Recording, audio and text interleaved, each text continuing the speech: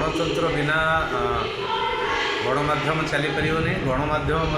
बिना गणतंत्र चली पारे ये संपर्क में आज जो आलोचना चक्र एसजी वुमेन्स कॉलेज राउरकेला रखिए धन्यवाद दूसरी यहाँ अत्यंत प्रासंगिक जितेबाला इजराइल अमेरिका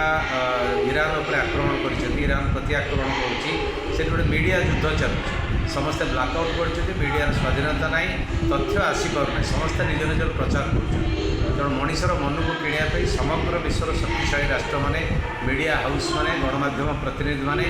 ये टोटाल कंट्रोल कर मीडिया को तेणु मीडिया एक प्रमुख आयुध अस्त्र होती आज बड़ आह्वान हूँ मीडिया गणतांत्रिकरण करने दरकार आगुरी एडिटोरियल पोजिशन था संपादकीय मैंने संपादकीय लिखुले आज से जुग ना न्यू मीडिया जहाँ आम सामाजिक गणमाध्यम कहूँ सी टोटाल इलेक्शन को प्रभावित करुच्ची आश्चर्य है जे बाइडेन और ट्रम्प 2020 निर्वाचन में मिलियन मिलियन डॉलर खर्च कर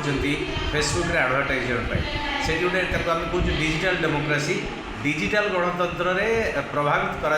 प्रार्थी विरुद्ध में सपेक्ष प्रचार कराऊँगी यंग भोटर मैंने आज नेपाल में देखते निर्वाचन हो बालेन्सा जीतती केवल गणमाध्यम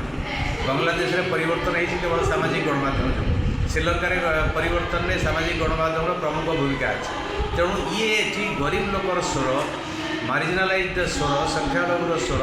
दुर्बल महिला आदिवासी दलित आंकर स्वर गणमाध्यम शक्तिशाली नहले प्रतिनिधित्व न पाइले आम गणमाध्यम को गणतांत्रिक कहीपर ना कि दुर्भाग्यर कथा समग्र विश्व में धनी माने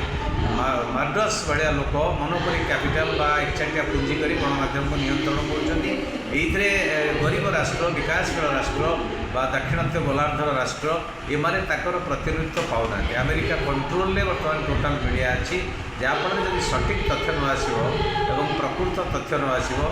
गणतंत्र शक्तिशाली हो पार ना मीडिया खाली गणतंत्र को सहज करना जदि नकारात्मक भूमिका नब गणतंत्र को ध्वंस कर प्रमुख भूमिका नहीं पाए से जनसचेतनता जरूरी से परिप्रेक्षी में ये जो यंग माइंड पिला अच्छे झील मैंने से सचेतन हवा दरकार तेणु मुझे धन्यवाद देवी कॉलेज कर्तृपक्ष राजनीति विज्ञान डिपार्टमेंट ये एक प्रासंगिक